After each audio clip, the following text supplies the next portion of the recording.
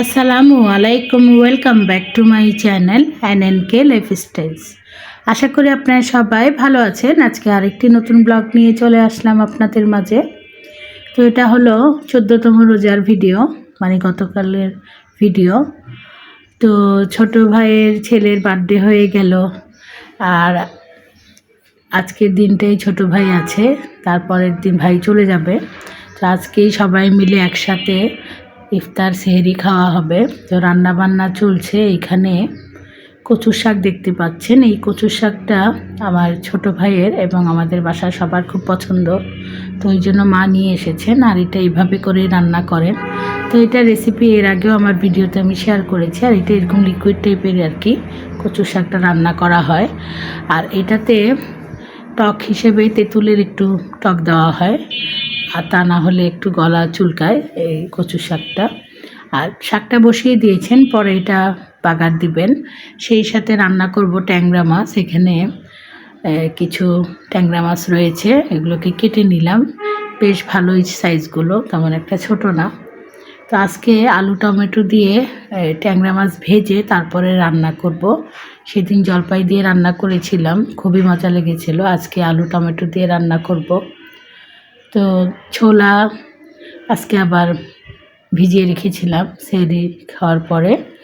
আজকে আবার ছোলা ভুনা করতে হবে। ছোলা নেই, একদিন ভুনা করলে 2 দিন আর 3 দিন হয়ে যায়। তো আজকে আবার ছোলা আলু দিয়ে সেদ্ধ বসিয়ে দিলাম। তারপরে ছোলা সেদ্ধ হয়ে গেলে ছোলা ভুনা করে নিব। অন্য চুলাতে 3টা ডিম সেদ্ধ বসিয়েছি, যারা মাছ খাবে না ওদের জন্য আর কি ডিম। তো যাই হোক, মোটামুটি রান্নাবান্নার কাজ করছি সবাই মিলে।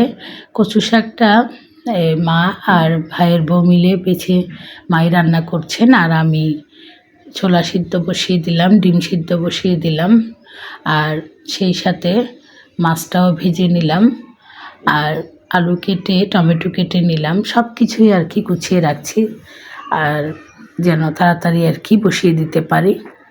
আর ডিপের থেকে পেঁয়াজুর ডাল যেটা ব্লেন্ড করা ছিল সেটা বের করলাম। এটা পেঁয়াজ, কাঁচামরিচ, পুদিনা পাতা, মশলা দিয়ে মেখে তারপরে রেখে দেব।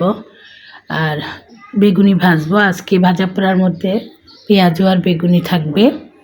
আর সেই সাথে রান্না করছি আলু টমেটো দিয়ে ট্যাংরা মাছ আর কচুর শাক। তো অল্প অল্প করে ভিডিও করছি আর আপনাদের সাথে শেয়ার করছি। আর এখন সবাই আছি তো, মানে কাজ করতে তেমন একটা ঝামেলা মনে হচ্ছে না। সবাই হাতে হাতে সব করে দিচ্ছে। কেউ হয়তো কাটাকুটি করছে, কেউ রান্না করছে, কেউ আবার ভাজাভুজি করছে, এরকম আর কি। আর একা হাতে করতে গেলে কিন্তু অনেক সময়ও লাগে, আবার একটু কষ্টও হয়। তো যাই হোক, আজকে ছোট ভাই শেষ আমাদের সাথে ইফতার করবে। বেশ কয়েকদিন ছিল আমাদের সাথে। আবার এখানে ছেলের বার্থডেও করা হলো, সবাই মিলে খাওয়া দাওয়া করলাম। ইফতারের দাওয়াত ছিল আর কি।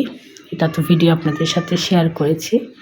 তো এখানে কচুর শাকটা শুকনা মরিচ, তারপরে রসুন আর পেঁয়াজ কুচি আর পাঁচফোড়ন দিয়ে বাগার দেওয়া হয়েছে।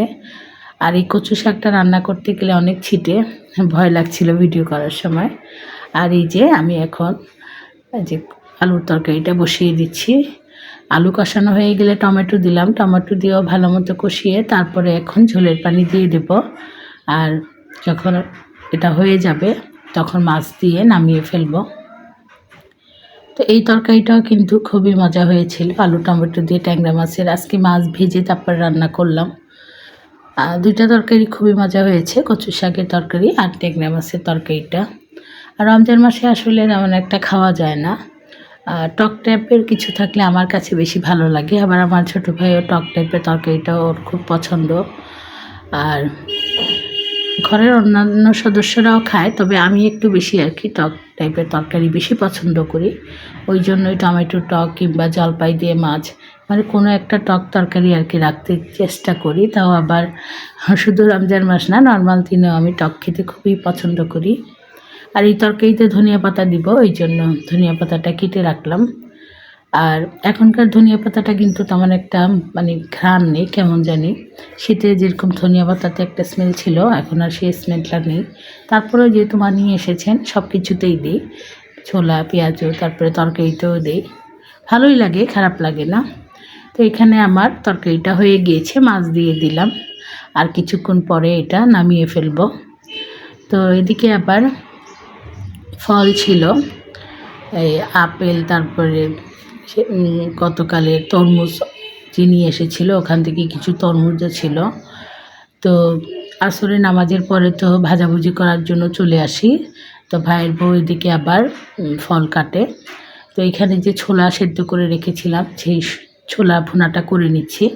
তো বেশি করেই করে নিচ্ছি, এটা আরও 2 দিন যাবে, আজকে খেয়ে আরও 2 দিন খেতে পারবো। 2টা বক্সে করে রেখে দেব।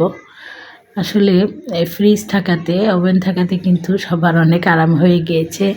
আগে আমার মায়েরা বলতেন প্রতিদিনই ছোলা ভুনা করতেন, ছোলা ভিজিয়ে ছোলা সেদ্ধ করে প্রতিদিনই ভুনা করতেন, প্রতিদিনই পেঁয়াজুর ডাল বাটতেন।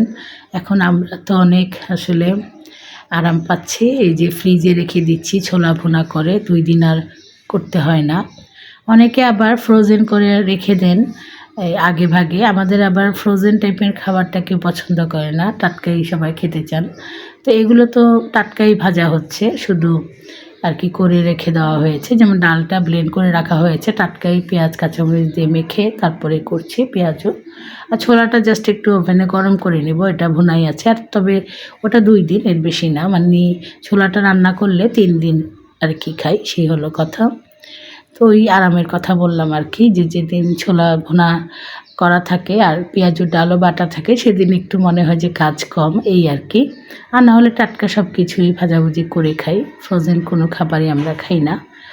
তো যাই হোক, এখানে বললাম না ভাইয়ের বউ, আমি ভাজাভুজিগুলো করে নিচ্ছি। আর ভাইয়ের বউ ভেবেছিলাম দই আছে, ভাইয়ের বউ দই এনেছিল, দই খাওয়ার পরে দই আছে, মেজো ভাইয়ের বউ যে দই এনেছিল, তো দই চিড়া করব। এই জন্য ভাইয়ের বউকে বলেছিলাম কয়েকটা খেজুর এইভাবে কুচি করে কাটার জন্য। পরে আবার ভাই বলল দরকার নেই, এত ইফতারি আইটেম, তাছাড়া ছোটো খালারাও দেখলাম ইফতারি দিয়েছেন, তো সেই জন্য আর দই চিড়া করিনি। তো এখানে গাজর, শসা আর এই যে ফল ছিল, তরমুজ আর আঙ্গুর আর আপেল, এগুলো সব রেখে সুন্দর করে ধুয়ে কেটে রাখলো ভাইয়ের বউ। ভাই আবার নিচে গিয়ে কলা নিয়ে এসেছিল। তো এখানে সব কিছু ভাজাভুজি করে নিলাম, ইফতারের আর বেশি সময়ের বাকি নেই। তো ইফতারের আগে এই কাজগুলো করতে বেশ ভালোই লাগে। তারপরে আবার ইফতার সামনে নিয়ে বসে মোনাজাত করে রোজা, মানে কখন আজান পড়বে সেই অপেক্ষায় থাকি, এটাও কিন্তু ভালো লাগে। তো এই হলো ছোটো খালারা ইফতারি দিয়েছেন, ছোটো খালা ইফতারি নিয়ে এসেছেন। এখানে মাশাল্লাহ অনেক রকমের ভাজা পোড়া রয়েছে, আবার চিকেনেরও অনেক আইটেম রয়েছে। তো ছোটো ভাই চলে যাবে, ওই জন্য ভাইকে বলল যে আজকে ইফতার দিয়ে দিলাম, ভাইকে বলল আর কি খাওয়ার জন্য। এরপরে যখন খালাদের বাসায় ইফতারে দাওয়াত থাকে, ভাই তো দূরে থাকে, আসতে পারে না, সেজন্য। তো আজ তাহলে এই পর্যন্তই, দেখা হবে ইনশাল্লাহ পরের কোনো ভিডিওতে। আপনারা সবাই ভালো থাকবেন, আল্লাহ হাফেজ।